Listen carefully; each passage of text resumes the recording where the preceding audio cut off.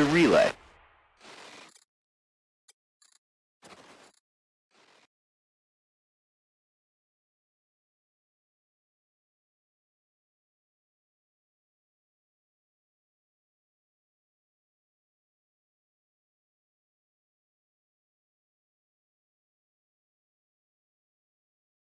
So I always found it ironic that we're named Relay, when in reality we're some of the most unfit, lethargic bastards there ever are. Speak and we for would yourself. Never run a relay race if you fucking paid us. Speak for So yourself. you run to the fridge to get a beer. Yes, but I also used to play hockey back before Yeah, all of that's this. Your shoulder I used doesn't to work play anymore. Cricket. I used to play cricket, and then middle age hit me like a fucking ton of bricks. Also, I don't think there's much. Is there much cricket played in Japan? I'm actually not aware. I don't know. You should start an all. Tennis, and badminton. Never seen them. I've seen them play football, which is really weird because I fucking hate sports. Full stop.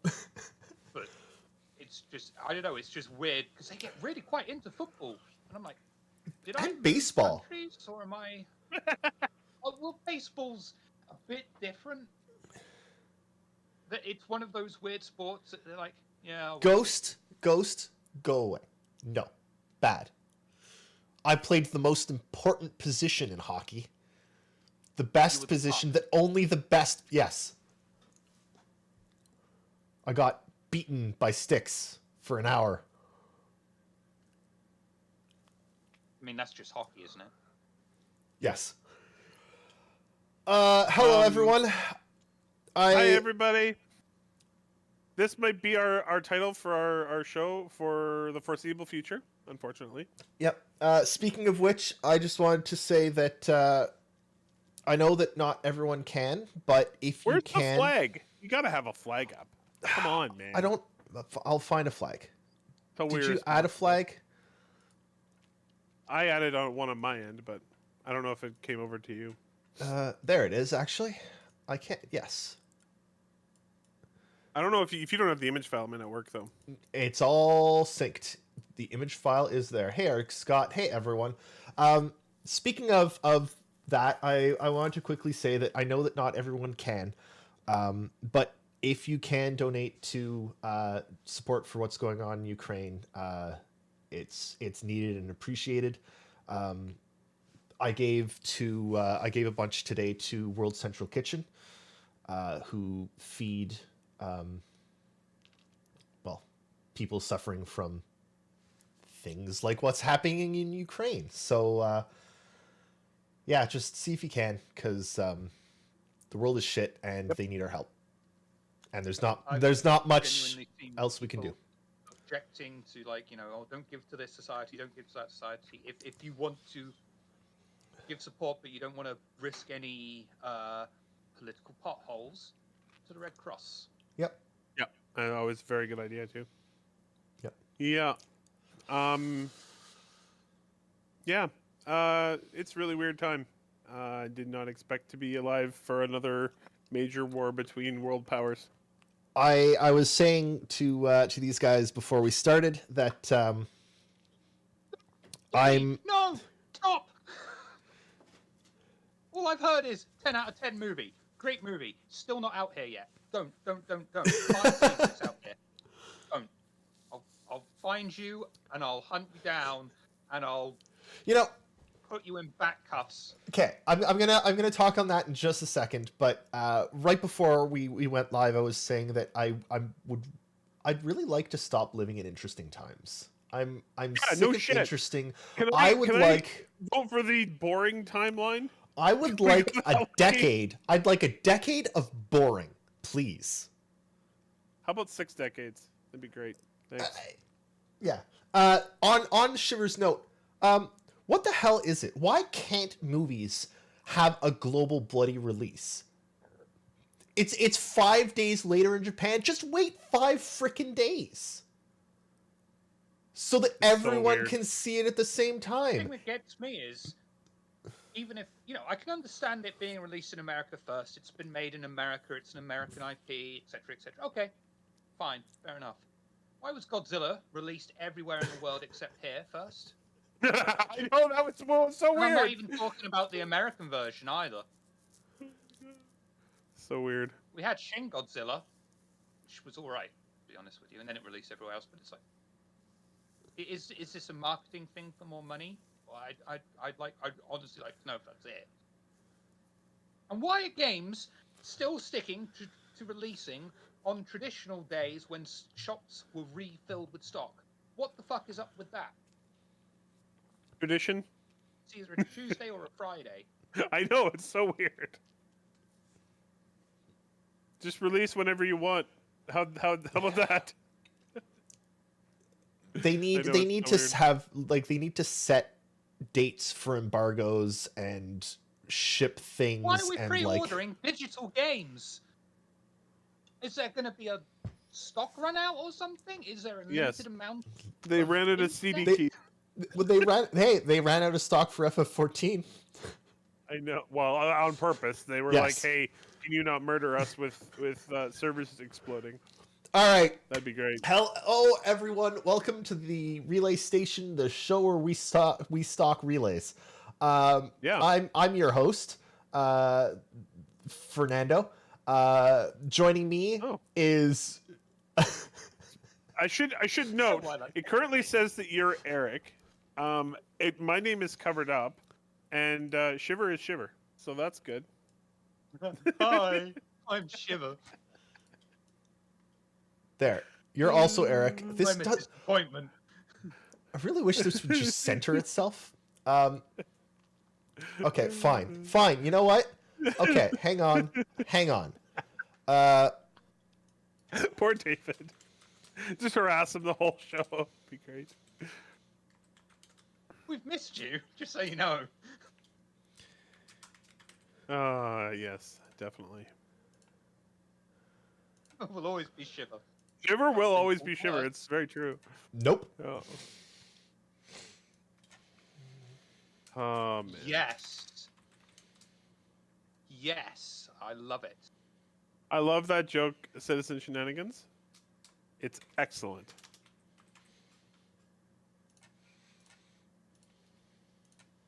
So Rivers, Okay, wait, no, hang on. I'm still fixing. is it ironic that we're Things. going to do a stream about Rivers?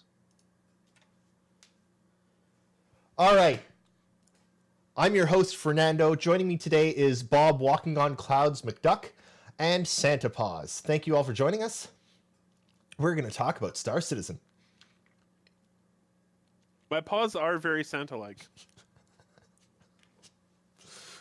See? Could I put it as the entire background? I don't know.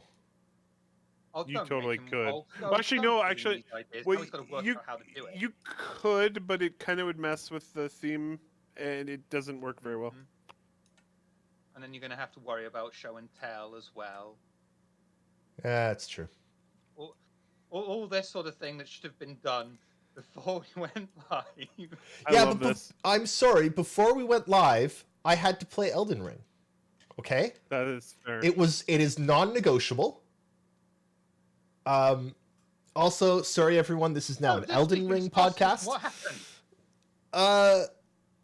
Okay, fine. Let's go over to show and tell. Everything's gonna break when I do that anyway.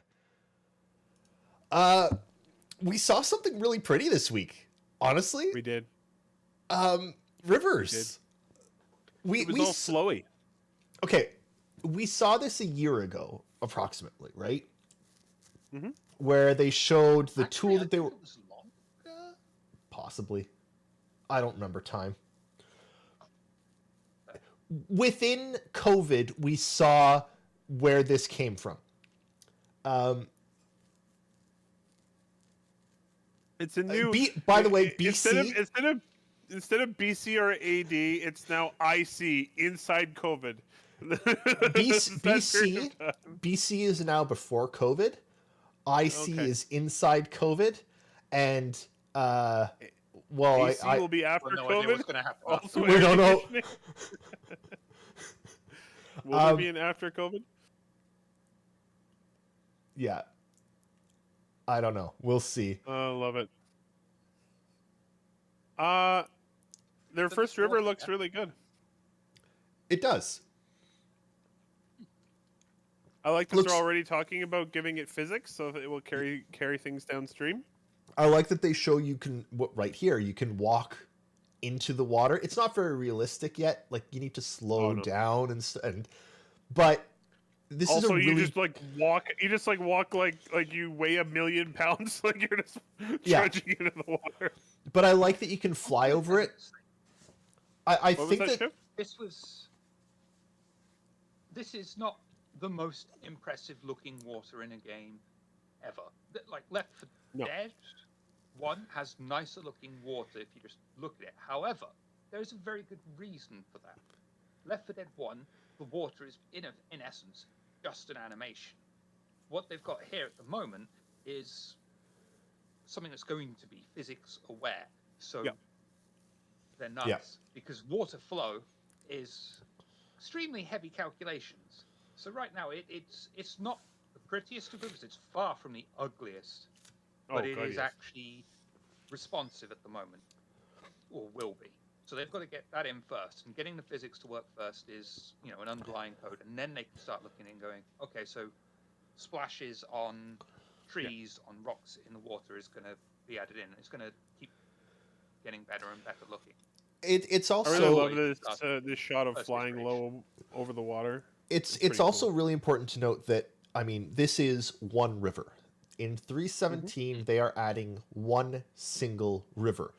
But as they talked about, the goal is so a year ago when they were showing off this tool, basically they showed off that they would click a start point for the river start and then a river end point, and then the river itself would dynamically measure the terrain and find the most acceptable path down Yep. that slope, which is really, really interesting tech. But what they're trying to do here is once they have the rivers working to a point that they like, when they generate a planet, it will auto-generate rivers as parts after of they lakes. after they do the height map. Yep. They do the height map and then click a button and rivers will be generated. And that's huge because again, they're generating entire planets here. And how many rivers are there on planet? More than 12. Hundreds, That's more than 12. maybe thousands. Depends what you call a river. If you're including creeks with this, then thousands, many thousands.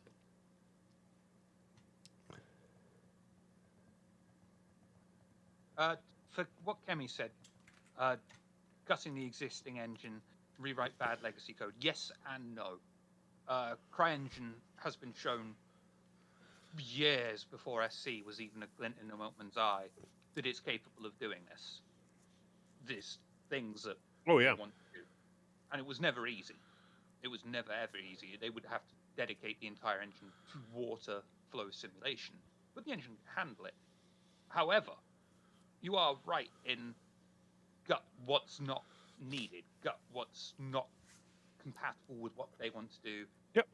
And start again from scratch. However, They've that doesn't definitely necessarily mean But they've already been doing that. They've been doing that for yeah. 10 years, Hell, they're right? That's rewriting the that's renderer. where Yeah. that's where the physics engine, like the built-in physics engine with CryEngine, garbage. Get rid of it. But Make your own. Use third-party middleware, and they're choosing to build their own. That's going to, in essence, basically be something that can plug in, which is why they can do these rivers and say, we know that this is going to be physics aware in the future because all we have to do is just say, plop. yeah. It's not that simple. It's not that simple. But they will just have to code it so it's like, okay, so physics, this is how it's going to react. And I want to talk about some of the really interesting implications, in my mind at least, of rivers. One thing to me is because hover bikes can fly on rivers, I don't know, it makes rivers a perfect racing track. It does. Yep. Two, Makes a pretty good path through the environment with no rocks on it, so you can quickly get around on a Two? hover bike. really excited to be able to play poo sticks on a river. We just need a bridge. Poo sticks is important, okay? Okay, sure. Do you not know what poo sticks is? Nope. Not even a little It's bit. the classic Winnie the Pooh game where you stand on a bridge and you take sticks and you all drop your sticks in at the higher end of the bridge, and then you run over to the other side of the bridge and look down and wait to see whose stick comes out first. It's poo sticks. Where I used to live, they used to have an actual annual competition. Yeah. Poo sticks. That's amazing. In Ottawa, they have an annual competition that's sort of like poo sticks, but it's done with rubber duckies. Excellent. And they drop. You pay $5 for a rubber ducky. It all goes to charity, and they drop 10,000 rubber duckies into the canal at one end, and the first rubber ducky across at the other end gets a portion of I don't know. gets money. That sounds a bit like a scam by Big Ducky. It's definitely a big duck scam. But like they were saying, rivers are hopefully going to be important because, one, they're adding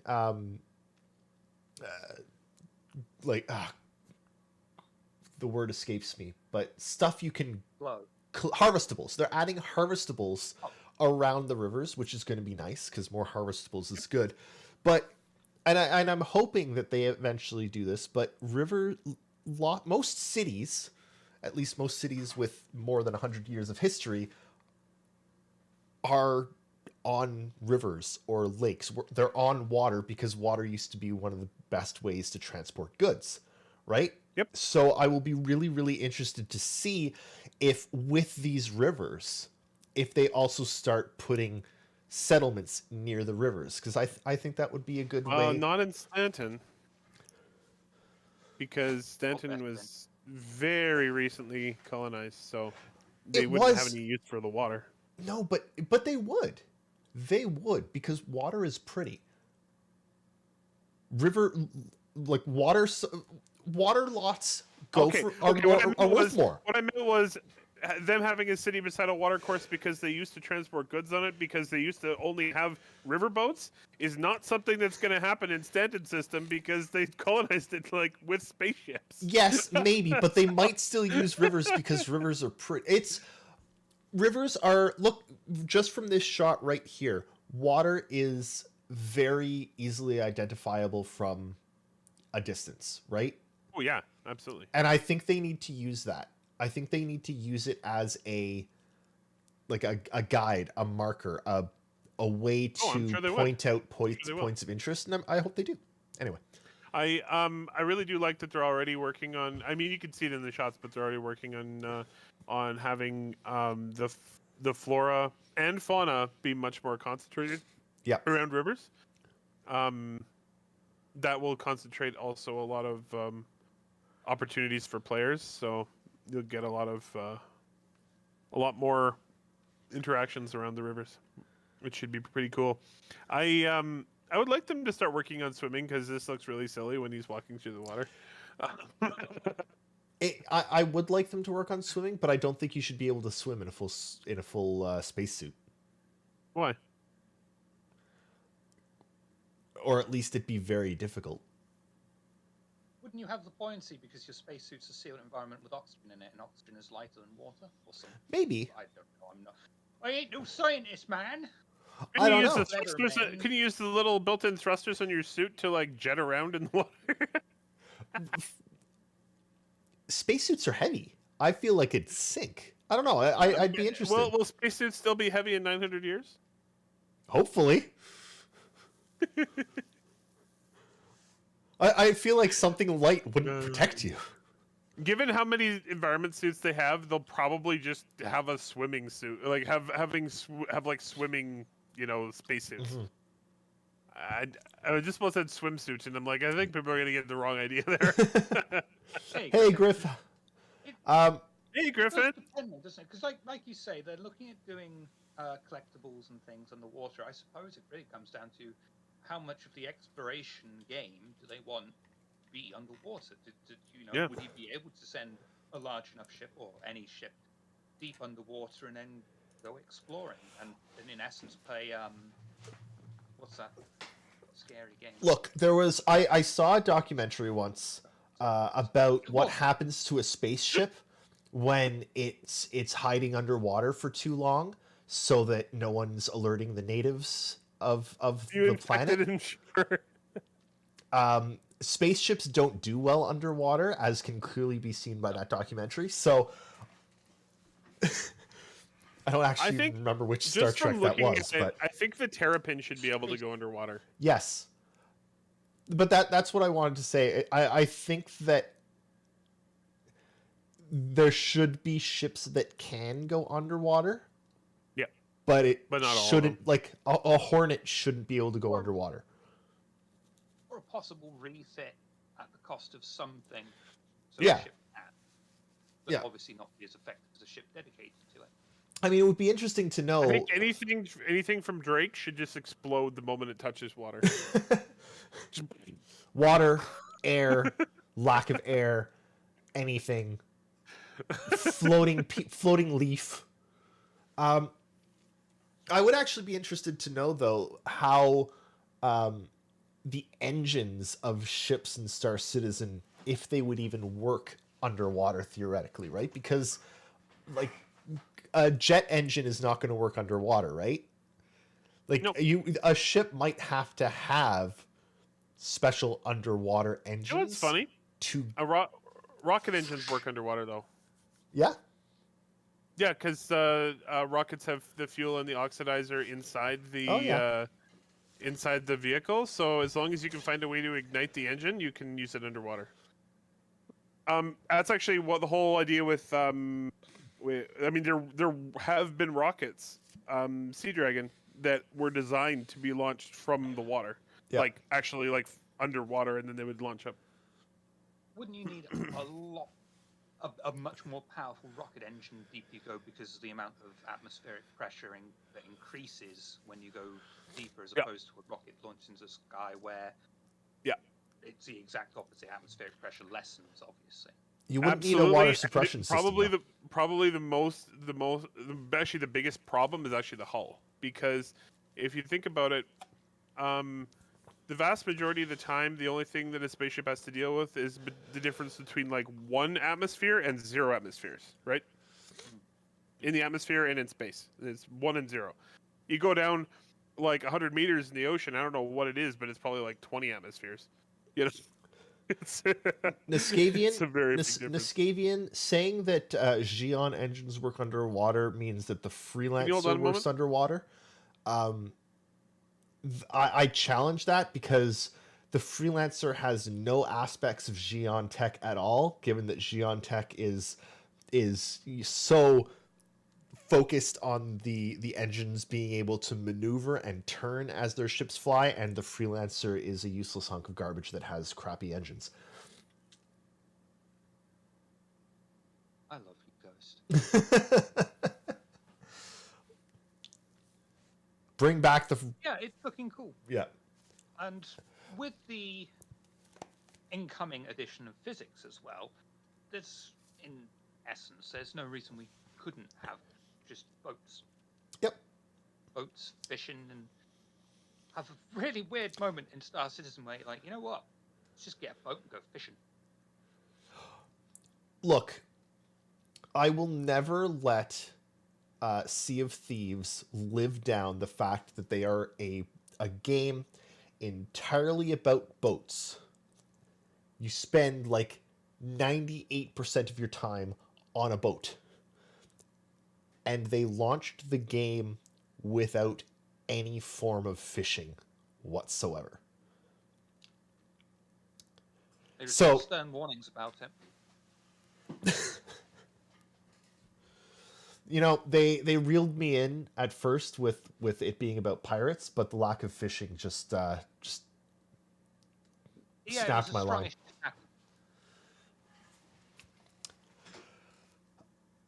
Okay, right. There was one other thing that I wanted to talk about this river tech. Yeah, because that is actually a connection, because Yes. many moons ago, in the before times, they did show Back in the the day. procedural road tech when it was just, oh, we'll just have a road, blah, blah, blah. I would imagine it's exactly the same tech that's underlying this as well. And I think the tech need, like, them being able to have roads procedurally generated as well, it's going to need slightly different parameters than this, right? Because water will always find the easiest path through.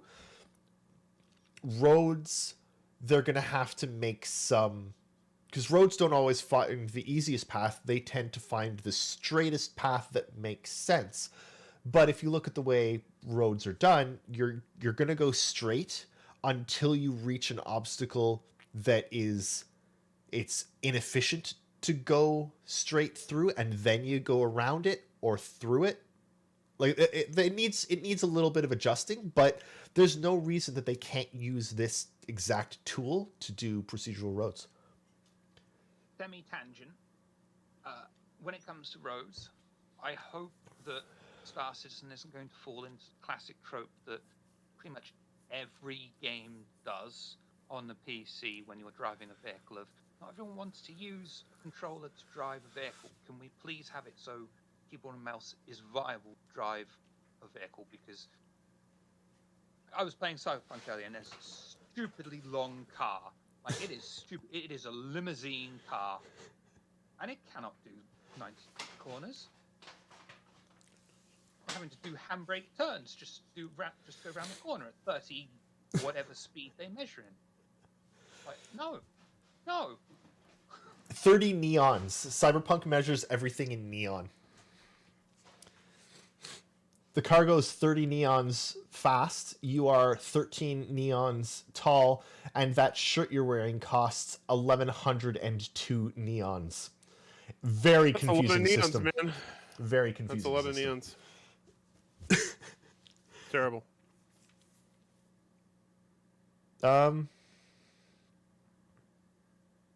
Yeah. I also learned something.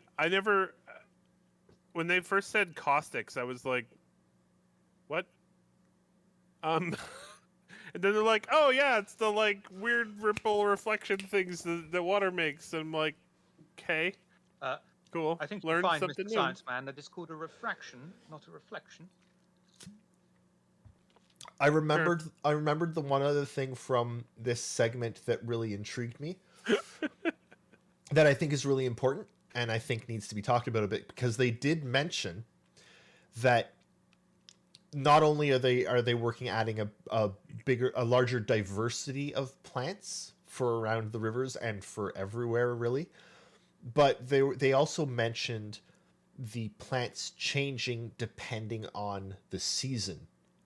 Yep, they mentioned it a little bit earlier, too, like late last year too, and it's great to hear them talking about it more. It'll be so cool if they can get seasons in properly. It would be amazing. But one, seasons in properly, and two, the actual like plants and animals changing depending on the season is, one, it's completely insane. Yep. Completely insane. You know what would be fun? Is the seasons would be different on every single planet. So you'd have to code it in a way that made sense so that it didn't just rely on like a set thing, but actually to rely on like the axis tilt of the planet. And like, you know. But then the question is like, how long are they going to make it between these seasons? Because if they make it anything realistic, the amount of time between seasons has to be months. But is that fun? You might never see a different season. Couldn't you just fly around? You just go to the other side of the planet to see the other season, man. That's a planet. No, that's just like you can go and have summer right now. If you're not in Canada, you go to South America and it's summer. He's right, you know. Yes, yes, but I mean, it's going to depend on how. Okay, yeah, but is summer in South? No, hang on. Serious question: is winter in Canada the same as winter in Australia? No, because Australia is nowhere near as close to the pole as Then you're not getting the Canada same is. season by going to the other side of the planet, are you? It depends. Summer's pretty similar. Winter's not very similar.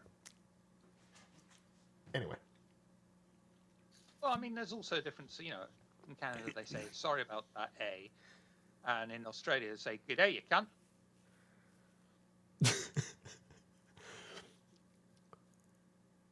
Love Australians, I really do. Yes. But yeah, no, I'm really excited by the whole rivers thing. It's, I mean, it seems obvious, but it's also not easy. The whole planetary, they really made a lot of work for themselves, and they're like, hey, we're gonna make a whole planet. Not only one, hundreds. I think though, once they've gotten Oh used man. to being able to create rivers in this way, used to creating basically everything that's just not an obvious landing zone and things, it becomes a matter of time to learn how to program that into the procedural generator, and then just say, okay, Yep. so here's what the procedural generator's made. Artist X, probably artist team X, have a look over this planet, scour it with a fine-tooth comb, and see what corrections need to be made. Just like they said many years ago they would do.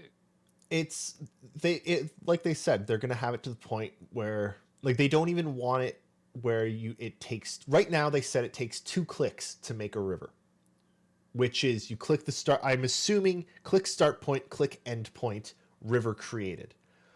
Yep. They even said that that's going to take too long because they want there to be hundreds or thousands of rivers on a planet. It needs to be procedurally generated. But once they have, And they also did say this particular river was very heavily gone over by the artist to make it Yes. look better. But once Yeah, they because have, they don't have the procedure. They don't have any of the procedural stuff in right now for the rivers. yeah, the point though is that once they have that procedural stuff, then they don't need to do any more tech on it. It's just art, which Yep. is not nothing. Art takes a ton of time, but not having to manually place each river, because normally it would be art's job to also do that. They just have to create the assets, which significantly reduces the amount of time that it's going to take them to develop anything. And that's the way that CIG are going for all of their tools. It's the way they do planets. It's the way they're doing rivers. It's the way they're doing stations. They're figuring out how to build it, and then they're making it so it can build itself, because there's no other way that they can. You all right there, Shiver? Yeah, sorry, what Noscavian said tickled me, and I was thinking about all the different implications of all these NPCs just walking around, just going, why? Or having chronic breakdowns of like, just a character. My life isn't real, but my feelings real. Pretend I'm standing on a chair. Why? Yeah, pretty much. You gotta do the T-pose. It's always gotta be a T-pose. Yeah. Why? Why am I here? Why am I T-posing? Pretty cool. Also, I really want to play around with CIG's planet generator. I hope they someday make that available, because I would love to just play with it. Yep. It'd be amazing. All right. But It's actually, now that you bring that up, that's something that they could say. They have said modding tools will be available, and that could be an interesting and labor-saving way to actually have new planets and things created by having community competitions.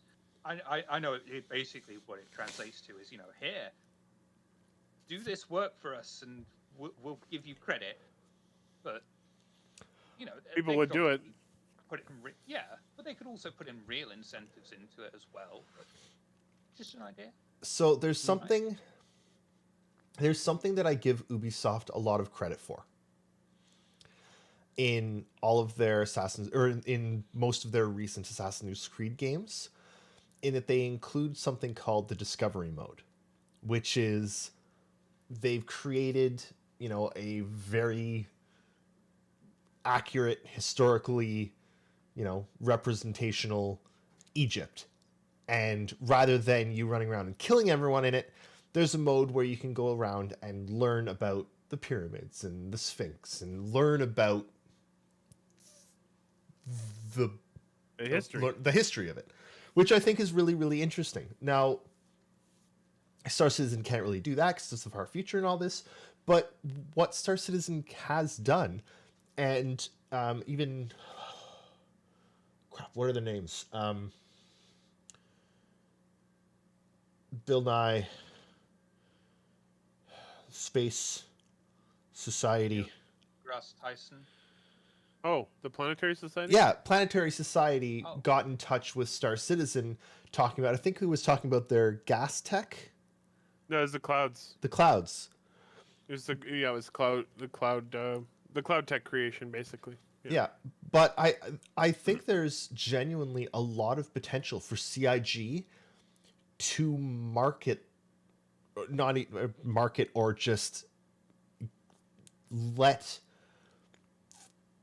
groups like the Planetary Society use this engine, because lots of the, I don't know,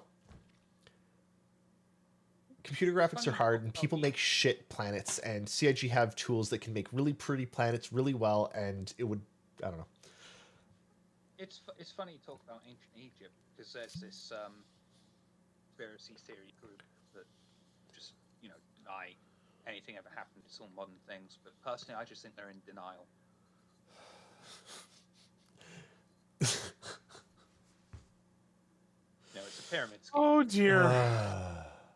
It's not just a river in Egypt.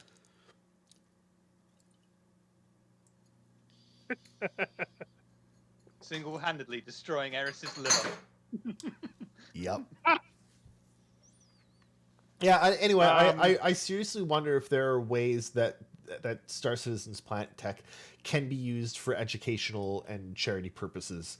And I don't think that they're there yet, but I think that would be something really good for them to look into when they are there.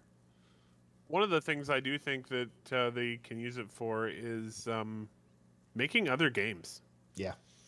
I could be wrong about this, but I think that it could be a tool. I think it could be a tool that they could use to either make other games themselves, or I don't know. I don't know what the legalities are on licensing it, but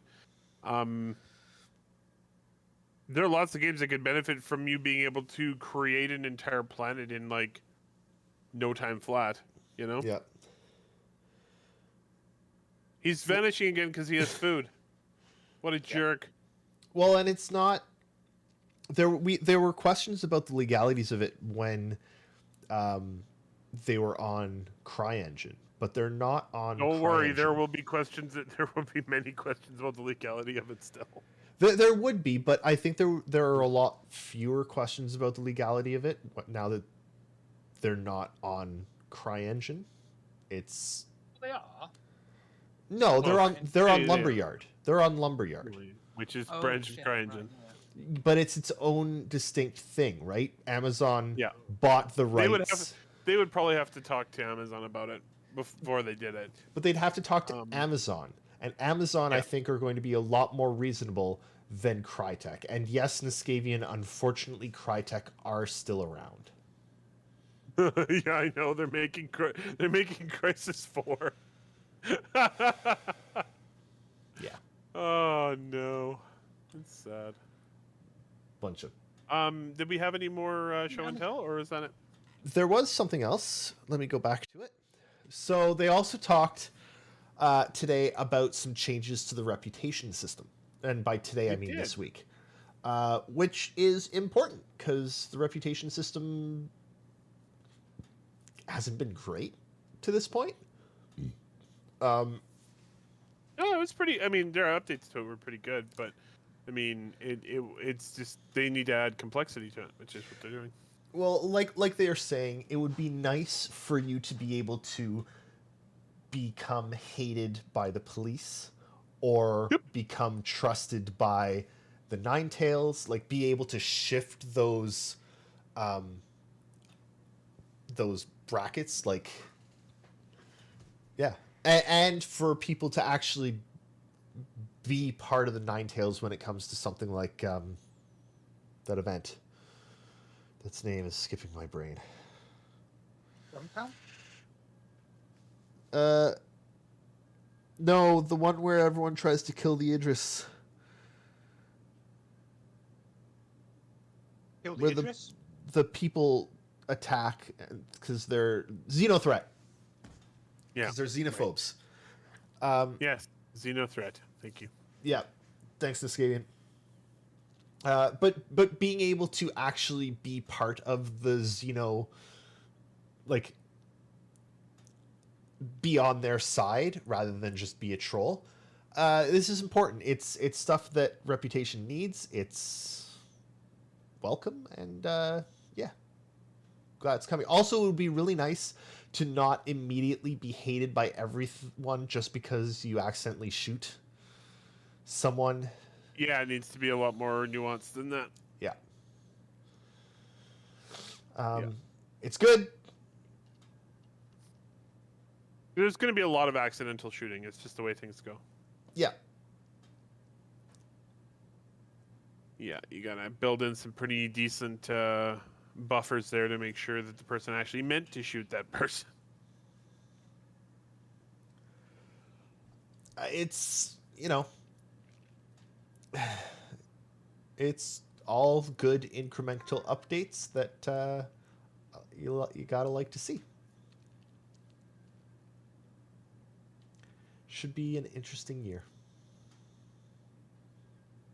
Adds nuance, background, depth to your character, to the Yeah. factions, makes the universe more alive, more responsive to you as a player. Yeah. No, absolutely. Yeah. Unfortunately, that was it for things that they showed this week. It was, yes. It was a very good week, but a very light week.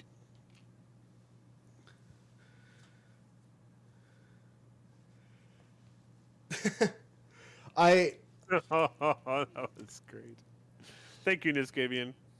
you know, Niskavian, I kind of hope that they allow us to customize the colors of our lasers because I don't know. I think that'd be You want fun. them to be able to you want us to be able to customize the colors of the insides of our body. Yeah. I'd like some. I would like personally. I would like my liver to be plaid. Oh, interesting. Yeah, I've always really liked plaid. I mean, with some very painful surgery, you could probably achieve it. I don't think that would be covered by even Canadian healthcare. No, I don't think so.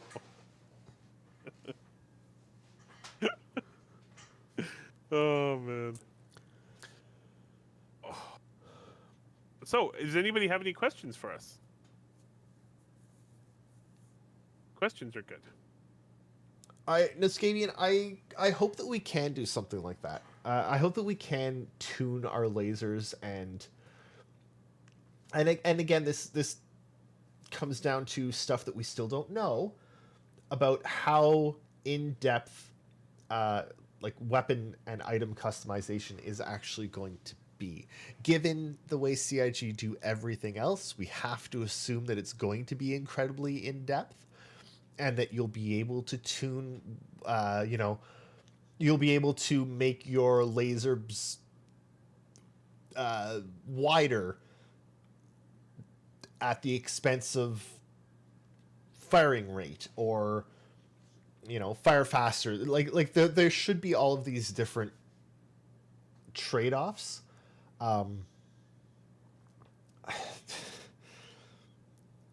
It's becoming sort of rote to say it, but CIG don't half-ass anything.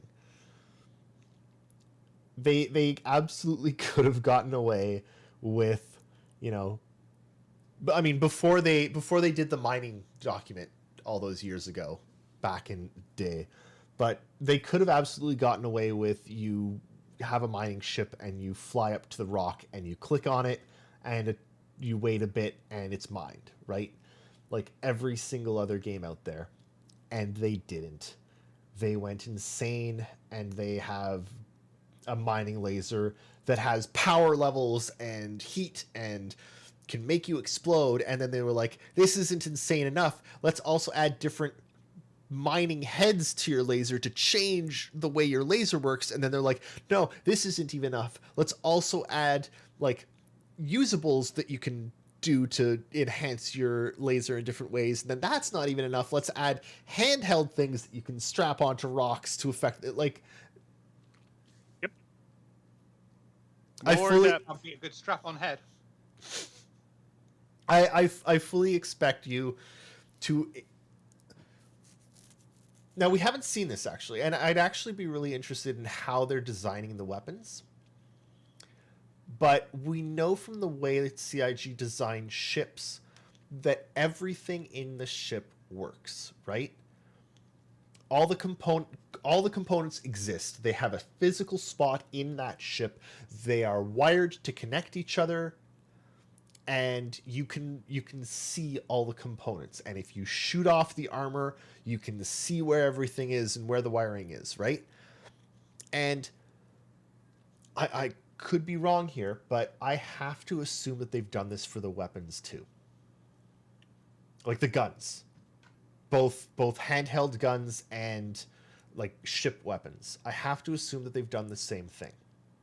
And I have to assume that at some point there's going to be, you know, a weapon bench of some sort that you can lay down your rifle on and open it up and see the parts laid out in front of you and swap out the firing trigger and swap They out. used to sell a workbench with basically that in mind in the future.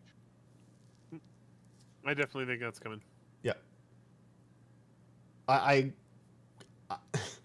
can't imagine them not doing that. I can't imagine that they've gone to this much detail on the ships and haven't thought that, yes, we need to have this much detail on the weapons as well, so that when we're ready, we're ready. It's just, I feel like it's just sort of what CIG do because they're nuts. Did you see that the number one deadliest ship for Jumptown 2.0 is the Redeemer? Thing is a beast. Yep. It's scary. It's fun. I really want to play some more, but Elden Ring has Elden has rung has you. me. It has me. Oh, don't worry. The one ring to rule them all. Every spare moment I have, I'm playing Forbidden West. Yeah. I understand. There's some really good games out right now. Yep. Forbidden West is incredible. It really is. Yay for good games! Yay! Thumbs up. And we get to spend all of our time talking about another good game. Griffin, Great. Unfortunately, the Connie is terrible. And it's been decided that all Connie owners, due to them being Connie owners, will forfeit all of their ships because they made the horrible decision to be owners of Connies. Yep. David woke up and chose violence. I didn't choose violence. It's not my fault the Connie's horrible. It's almost as bad as the 890 jump.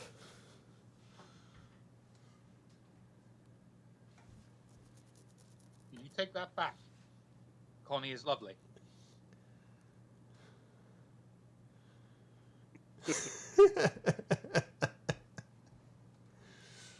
Oh boy.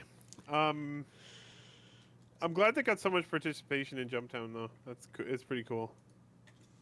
The Redeemer as a ship had over 5,000 kills. It's not bad. Not bad at all. Yep.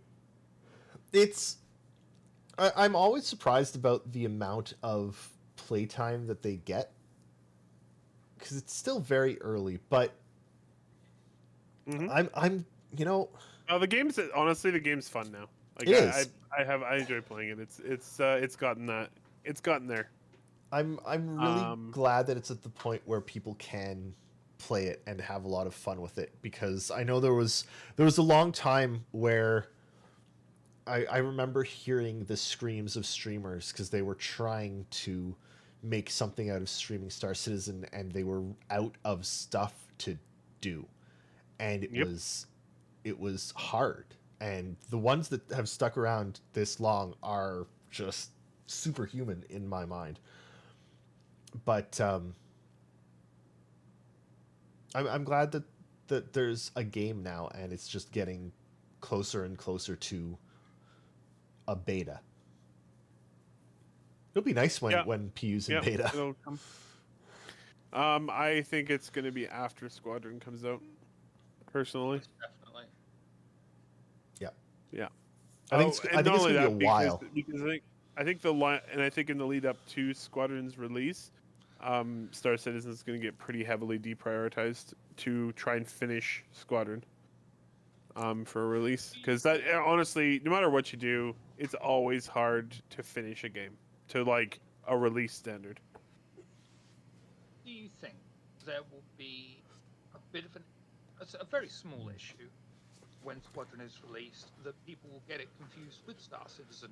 They will purchase Squadron and be like, well, this is nothing like we promised. Where is our open world? And it's like, yeah, that's a different game. Oh, that's up to them in their marketing. They have to market it properly. You know? I think Um, I think their marketing push is going to really focus on the single play, like the story of it.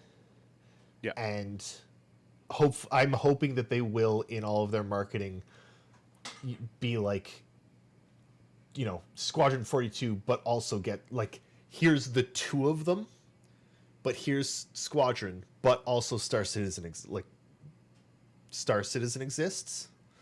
They need to mention them both. They need to differentiate them in their marketing.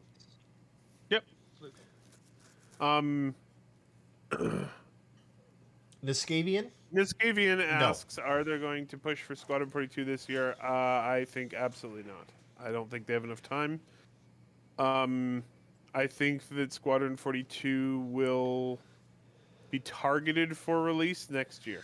And I think that they'll be... I think they have a chance to pull it off. It might be at the end of next year or shortly into the following year.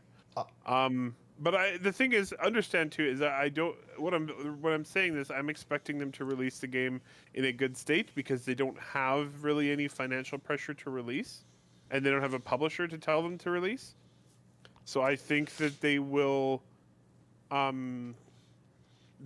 try to release it in as good a state as they can get it into.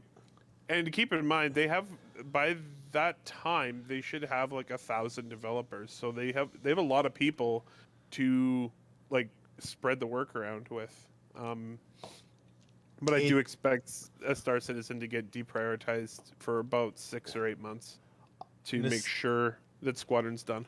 Niskavian, I really don't think it's going to slip to 2024. I can't. I don't think that Squadron is good. I think it's on the cards. It's most definitely a potential. It could happen. 2026. It could. What might happen that could really fuck things up? Yeah, it could. I'm very hopeful that it won't slip. I really think that. Yeah. I think the answer's been there all along. They're targeting 2042 for release. What I do hope, what I will say is, I really hope for a release next year if it's ready. Yeah. I really hope that CIG have taken very close attention of things like Cyberpunk, and very much understand that it is not worth it. And they CIG don't have any pressure to release and get the game early. If they release this game early, they're the biggest morons in the world. But it's more than that. They cannot. Go ahead, They sure. cannot afford a release that is bug-ridden. They cannot afford a release that's got too many bugs in it after all this time. There is a lot riding on Squadron, including Star Citizen itself. They just simply cannot be afforded to have CD Projekt Red, bugs. CDPR had the history, the pedigree of Witcher 3, right? Mm-hmm. And Which released in a very buggy state. Released in a very buggy state, but they fixed it, right? But on their word, on their reputation, Cyberpunk, even though it should not have been released, still did well for them. It did. And financially, yes. Financially. It's a bit of an odd duck in many ways because it released and many people were disappointed with it. And to this day, whenever Cyberpunk is mentioned, anywhere, there's always a group of people that are like, never touching CDPR game again. Yep. It has ruined CDPR's reputation. I think that's very short-sighted because CDPR is the interesting case. They're a studio that's learning. They're not. Yeah. Sorry, David. Go ahead. Well, I just want to say that that's CDPR, and they're lucky that they do have. They've got more experience than CIG does, right? CIG do not have a single game under their belt, and they have, quite frankly, the internet against them. Common sentiment. The larger internet. The larger internet common sentiment is that Star Citizen is a scam, right? So CIG have to release a flawless product because any thing, if they released something as buggy as Cyberpunk, it'll get slaughtered and no one would buy it. Get slaughtered. Period. Yep. Right? Yep. If they don't release a flawless product, doesn't have to. Nothing's flawless. Nothing is ever flawless. Doesn't happen. Look, Elden Ring is not anywhere close to flawless. No, but that's the point I'm making. Elden Ring doesn't have to be flawless. It is a fantastic game, but it also had a decade of hype and 4 excellent games, the Dark Souls and Demon's Souls, that brought it along. It has the hype with it. So even if its performance is not good, people don't care because there's a bigger thing to it. I mean, I would really like PC performance on it to be fixed. All I'm saying is that no game is perfect, and you'll never have a flawless game. It just no. But happen. if what I'm saying is if Star Citizen, if Squadron 42 launches as unplayable as Elden Ring is, it'll get crucified. Is Elden Ring that bad? No, but it's bad. It hitches for me. I get probably every 4 or 5 minutes, I get a drop down to 1 frame for. I was reading some reviews seconds. And they said it looks like it was actually developed for the consoles and then ported back to PC because it runs a lot better. Runs a lot better on consoles than it does on PC. Yeah, but CIG doesn't have the ability to do that because if it performs poorly, they're going to get crucified. It's very, very, very likely that Squadron 42 will release initially only on PC. Yes. It needs to work. Yep. But the nice thing, they do have a huge bonus here, and it's a benefit that all single player games have, is that they are single player only. It is a lot easier to have a smooth release of a single player game. Multiplayer games, oh man, I don't know if there's ever been a smooth multiplayer release. It's a nightmare. The servers crash, the authentication crashes, everything's a mess.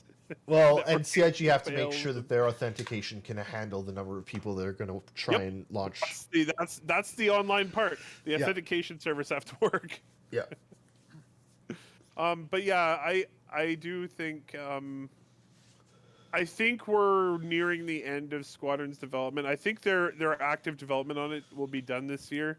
I think next year will basically be all polish. And I know that sounds weird, but generally it's about 6 to 12 months to polish a game, to get it ready to release. So I think almost all of next year is going to be just polishing the crap out of Squadron, to prepare it for a release. I'm hopeful that we'll start seeing some pickup in the marketing for it, sometime in the next, say, a year or so. I really hope we see it this year. I would. I know we Oh, did do you mean the game or the marketing?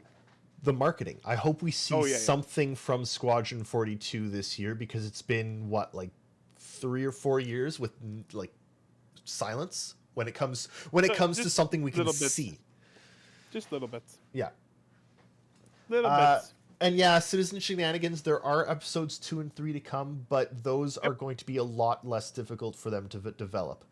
One of the reasons you have yearly Call of Duty releases is that it's building the engine, and everything is the most difficult thing. Doing a new story, doing some new art is a lot less time consuming than building the game. And that's why I mean, as stupid as they are, that's why Bethesda still are on that same bloody engine. It's why they haven't moved to a new engine. And that's why it's so funny, because you can see some of the games are so similar. They just look like reskinned versions of the other game. Yep. It's like Bethesda games. Like, yeah, okay. Yeah, this is just a reskinned Skyrim. We got it. Yep. I mean, But no, that's... I don't think episode 2 and 3 will be very difficult to develop in comparison to Squadron. For the episode 1, I mean. And it's the first game you make is always the hardest to make. Once you get used to it, you start to think to yourself, well, I could do something that's a bit tricksy for this now and see how it goes. You know, not necessarily cutting corners, but trying something new with the parameters you already have. Using the Bethesda thing for an example, Fallout 4 placing new settlements down. Yep, absolutely. Yeah, building same settlements. Engine as Morrowind. Yep. Well, I say exactly. It's a slightly modified version of the Morrowind engine, Game Brio engine.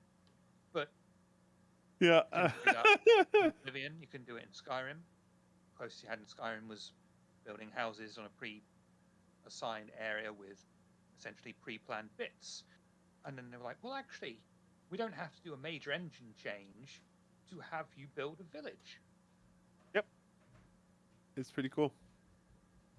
Yeah, but yeah, I think that Chris talked about this a while ago, and he was talking about, you know, once they have episode 1 done, he was hoping to have the other two about 2 to 3 years, you know, spaced out in 2 to 3 year increments, right? So you'd have, like, let's say Squadron episode 1 is next year, then the following one would be, you know, 2025 or 2026. And I know no one wants me to mention it, but Fallout 76 also still on that same engine, and it's multiplayer with base building anywhere, like which is just ridiculous. Like bolted on multiplayer into that engine. You got to give them some credit. They did do a lot with that engine. They did. Too much, far too much. But yeah, I do think we're coming up into a bit of an interesting time for Star Citizen fans, because I do think we're going to see the big shift towards Squadron for a while next year. And it's going to be interesting, because especially if there's a big marketing campaign leading up, it's going to be very, very interesting to follow along. I wonder how much they're going to be able to get all the celebrities into to join their marketing campaign. Henry Cavill and Mark Hamill and Gillian Anderson and Henry Cavill's going to stream it. Things like that, if they want someone to actually advertise it, that'll be part of the contract when you sign in for being in the game. Mm-hmm. You know, they will put in an obligation, and you have to, I don't know, in Henry Cavill's case, show off your chest to get all the women interested in our game. In Henry Cavill's case, you have to stream our game on the PC rig that you built yourself because you're a nerd. I know he's awesome. He's amazing. I love him. So I love that he wants. He was actively like, I want to be in a Mass Effect movie yeah, or series. Put me in a Mass Effect series. Oh, I that still was hold pretty the awesome. controversial opinion that his Superman movies were actually really good. Okay, then I'll have to go watch them because I haven't watched them. Because I didn't think because I heard they weren't very good. I So- enjoyed them. Bias, I am a DC guy. Fair enough. Fair enough. So I have to say, Niskavian is the sequel Squadron 69. Yes, but more importantly, I really, and I know I've said this before, but I'm going to say it again because I think it still stands true. With the company that CIG are developing here, Oh my Over- god, it's Superman! Where did Eris go? Superman with a beard. That would be weird. I know. With the company that CIG are developing here, they're going to have over 1,000 developers, right? They're going to end up at like what 1,500 or something ridiculous. Probably. Yep. At It's least, insane. and then probably more if Squadron does really well. Like they're They're going to be one of the largest they'll be one of the largest studios in the world. I which is would be crazy.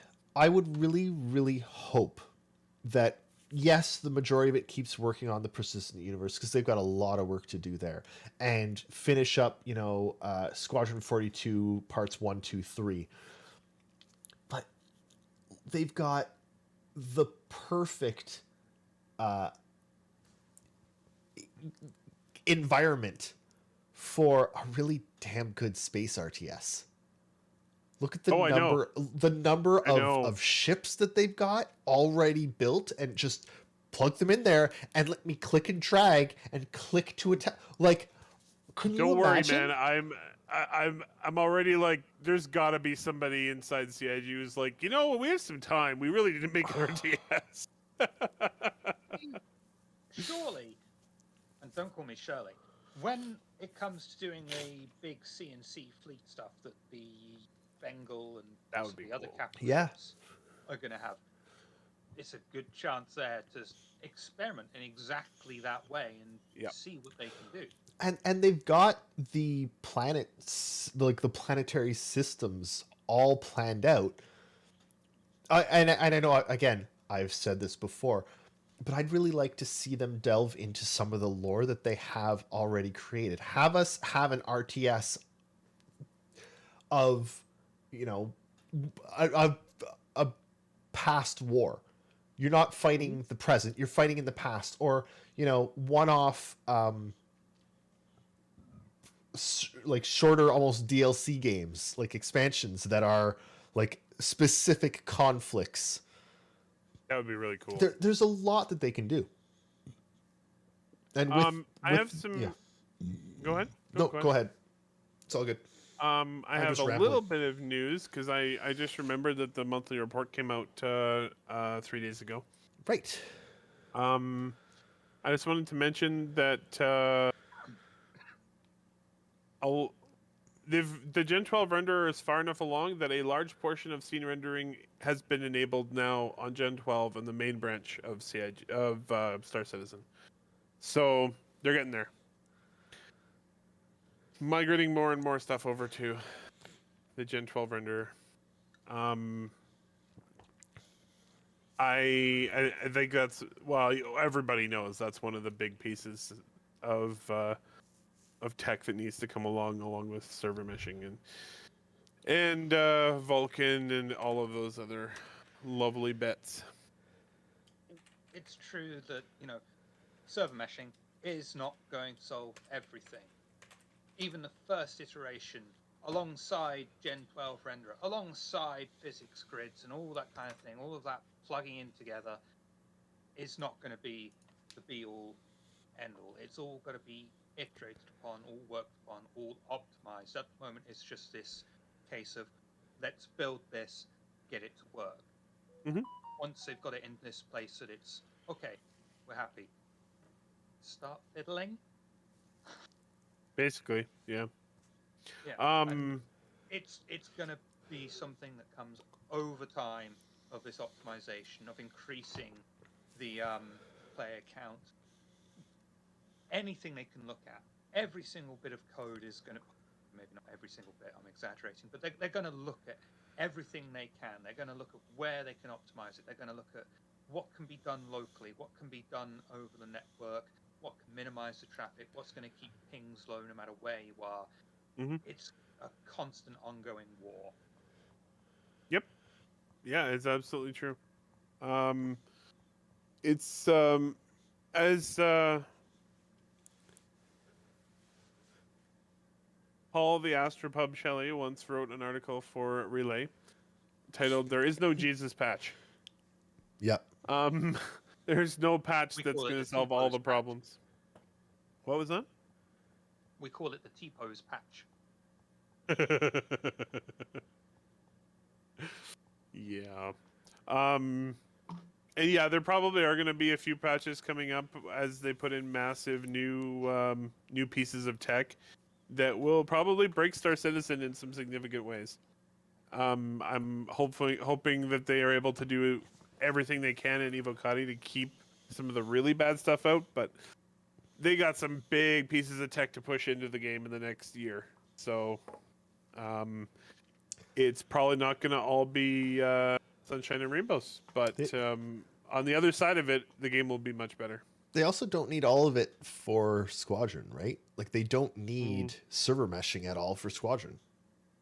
They don't need it, but it will still be done before Squadron is. It will, but there's They absolutely need the Gen 12 renderer. yes. I don't expect server meshing to be needed for that, but I do think it's going to be done anyway before. Well, not done. It will. The initial implementation of it will be enabled before Squadron comes out. Because as soon as we get another star system, which I'm expecting will probably be this year or maybe early next year, server meshing has to be in the game, or else it just doesn't work. The whole thing breaks. It just all breaks. It breaks more. And very violently, I would imagine, if you tried to shove Pyro into the game as it currently stands. You know, I kind of want them to just to see. Like, well, we got it running. It runs at 3 FPS. You know the people would do 14 it. times per second. You know that people would do it. Mm-hmm. How much RAM does it require to run the game? 75 gigs. You know, I kind of wonder if at some point CIG are going to talk about some of their Kickstarter goals that haven't been talked about in a long, long time. When they get to them. Which ones? VR support. When they get to it. And honestly, VR support will probably be post-release because they need the game to basically be done. Well, I know, but the VR support is one, but the other one is there was a promise of allowing people to create their own Star Citizen servers. I know. I don't know how they're going to pull it off, but if anybody can do it, CIG can figure something out. Maybe they can come up with some deal with Amazon where people can host their like private servers on AWS. I don't know. It's entirely feasible, as long as you're willing to accept the complication. Basically, you can make your own private version of EVE Online. It's completely illegal as far as I know, so don't go looking or doing it. Disclaimer, etc., etc. But you could do it in EVE Online, and all you're doing is creating this instance on your local machine that other people, in theory, could join. And obviously, you're never going to be able to, unless you've got a huge infrastructure, actually mimic Star Citizen real. You'd just be able to have a specific instance running of one area at a time. Yep. I remember then somebody did that with World of Warcraft before it released, where you could just go in and wander around the world. You couldn't put anything into the world. It was impossible, but yeah, Yeah, it was pretty funny. You could just like go and like warp around the world using like the like um oh, what are they called? Dashboard, not dashboard. console. Like I'm the console commands, yeah. I want this more because of there's always been this talk of people modding Star Citizen, right? Mm-hmm. And this talk of what if you did a Star Trek game, I desperately want somebody to remake the Enterprise D Right? in Yeah. Star Citizen. Get out of my mind, Charles. Oh man, no, it's Yeah, Star Citizen seems very ripe for modding as long as they can figure out a way for somebody to actually get the bloody thing to run outside of the main server cluster. the other way that they do it is, in essence, you rent server space from CIG or Amazon indirectly, whatever, and then you can mod that to your heart's content. And in that way, it bypasses a few of the issues. It creates a few new issues as well, of course, but then nothing's ever flawless. I think the problem But there there are options. I think the problem there is if they did that, if it was hosted on their own stuff, then they would technically be responsible for the content of your modded server. No, that's the beauty of licensing. You're just paying for server space, and that's it. And you would technically, if you're buying server space, you're not actually buying anything from CIG really, apart from a license to be able to fiddle with however much of their engine you say you can, if any. You can do very light modding without actually having to gain access to the engine coding. I just hope that they would be eventually from a Snick Kickstarter, which were proper Yep. modding tools. I hope that they also speak about that Kickstarter promise is, are these modding tools still going to come? Are we still going to get some version of a forward-facing, like, we can mod the game? Because I do expect them to actually talk about it, but I don't expect them to answer questions like that until the game's basically out. neither do I. Let's be fair, neither do I. I'm trying to fill time because we had nothing to talk about 45 minutes ago. I'm just trying to make the discussion seem authentic, Eris. Look, we've gotten far enough along that off the rails. You're these terrible magician's assistant. Like, get in the fucking box. This is and how saw I me did in the half. He's trick. not actually Look at it, sawing just- me in half. It's a trick with mirrors. We fucking know. You're going to be terrible with Link at Christmas. It's like, now write to Santa what you want. It's not actually Santa, it's us, but we're going to pretend and we're going to do sign things from Santa. So you've got this impression of innocence and youth for at least a few years of your life before the horrors and shit of the world really come to you. Think of these years as your last precious moments of innocence. you laugh, but that's exactly What how I do you want talk. for Christmas? I'm sure it is. I'm sure it is. You know, when you see Santa every year, it's actually me dressed up. Oh, that's awesome. And I'm actually very disappointed in you because you didn't tell me that you saw Mummy kissing Santa under the mistletoe. I'm a little bit worried about how much I can trust you now.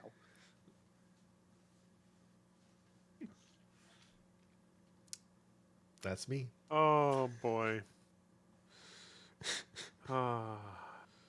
So another thing they talked about in the monthly report is that they are basically using Pyro 3 as a testing location for the outposts, to place down outposts and do some play testing with them. That's fun. I'm excited. I'm assuming here they're talking about the like. I'm assuming here they're talking about like the homestead type of outposts. I'm assuming Yeah. they're not just talking about the old outposts, but we'll see, I suppose. I'm hoping they have an entirely new system to do outposts and make them more interesting and varied and procedurally generated as they're procedurally generating like space stations and the like, so it's bigger and more fun. I do wonder how Agreed. the construction process will work with. I would assume they're going to lay it out in essence in a traditional manner of, you can make tier 1 buildings with basically anything you can find on any planet. You can, I don't know, mine regolith or something from a planet and turn that into concrete, and then from there you have to start importing or trading for new materials to get to the next tier of buildings to expand and things like that. And then how's it going to work? How's it going to look? Is it just going to be a timer that switches, and then as soon as it counts down to 0, poof? Or I don't think that Chris will want that. no? And then and then that brings in new questions of, okay, so how vulnerable is something going to be whilst it's under construction? It's like all these questions have got to come up in the meetings and be considered. Because Sounds good. be I- answered.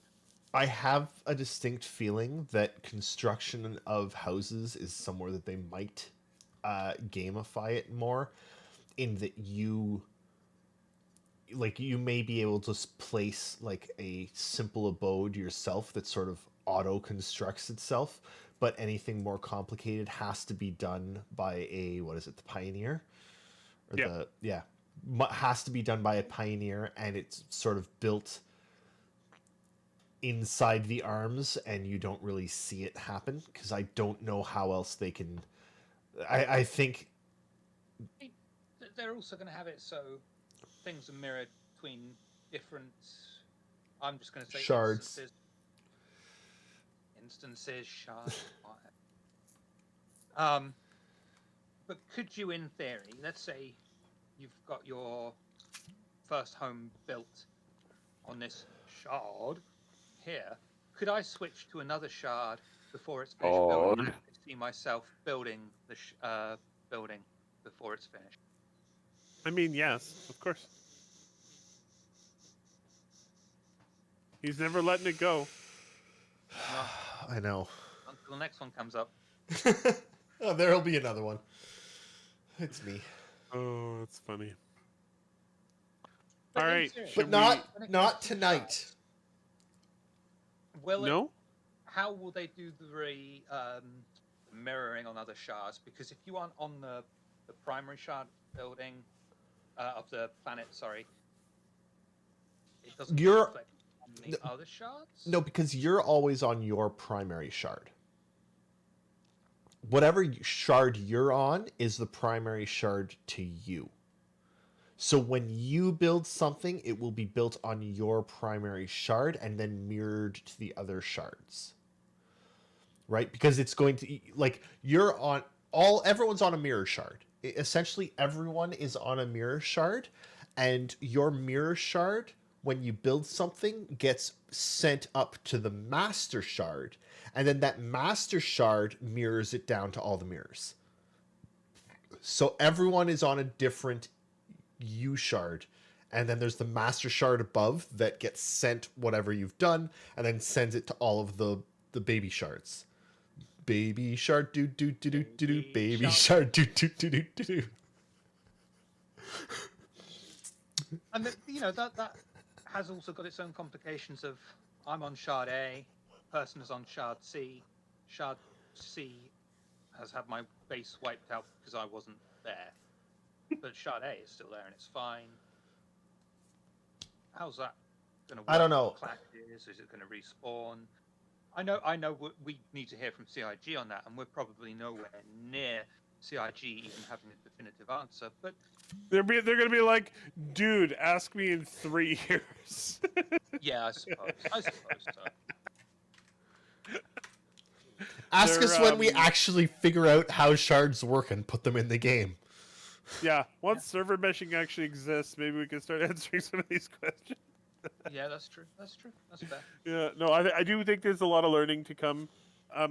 This is one of the, it's one of the difficulties, right, of making a game that really is doing things that everyone else was like, are you fucking crazy? Why would you want to do that? Oh, yeah. All right. Well,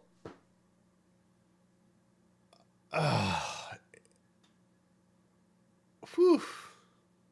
Shiver. Oops. Hello, darling. Hello. Um, you put a tremendous amount of work into the stuff that you run over on Table of Horrors, and I want to commend you for that because I show up here once a week, if that. I guess it's supposed to be twice a week, but like, man, I can't even be held to a twice a week schedule because I'm a loser. And I put so much effort into these shows that I forget to change the audio devices every time, and we start with no audio. And I just you do a shit ton of work on your streams, and I want to commend you for that, and also give you the chance to talk about what you got coming up. Hi, I was once Shiver Battery. Now I'm just a storyteller on Table of Horrors. No, you're Bob walking on clouds, McDuck. That. At the moment, I'm making tremendous progress on my large backlog, but it is getting there. At some point, I'm going to storytell all these games as well, which is interesting. But at the moment, we're only doing Neon Knights, Vampire the Masquerade V5 games set in modern-day Japan. It's been interesting. Recently, the players got a new home. Turns out it's fucking haunted. Who would have imagined? Right? They thought they were just going to get a new home. That's not fun. Yeah, exactly. That's every Friday. Moment over on twitch.tv/Table of Horrors. Get my arm. Nice. Is it like Casper the Friendly Ghost? Not even slightly. Oh, okay. Soon. This is the guy who plays a lot of Phasmophobia. So, not friendly ghosts. That's true. Soon we'll be starting Demon the Fallen. I have a special secret project coming up later in the year. There is another thing that's going, I don't know, probably be announced sometime in the future, because I think that's going to be doing its thing next month with some people you might recognize from around the Star Citizen community. God, what else have I got? I've got too much going on to even know. Various other things are coming. I recently invested in Cyberpunk Red because apparently I'm not writing enough games. More. Tweet that over on twitch.tv/Table of Horrors. We'd love to see you. It's a good time. Very funny times. Always good time. Oh yeah, Star Trek Adventures. That guy, one of those directions is coming back very soon. I broke myself into a corner, and then I was overwhelmed with work and couldn't continue it. But now I'm back to looking at it, and it's getting there. Excellent. Awesome. Excellent. It's fun. I'm very proud of the Star Trek Adventures game. It's awesome. I will close out by saying come back here next week at the same time where we talk more Star Citizen, but also come back on Tuesday at this same time, because this week we're going to have a games show because I need to talk about Elden Ring, and I'm sure Eric needs to talk about Forbidden West. So, yeah, I was going to say, all we're going to talk about is Forbidden West and Elden Ring. That's for it. An hour and a half. That's it.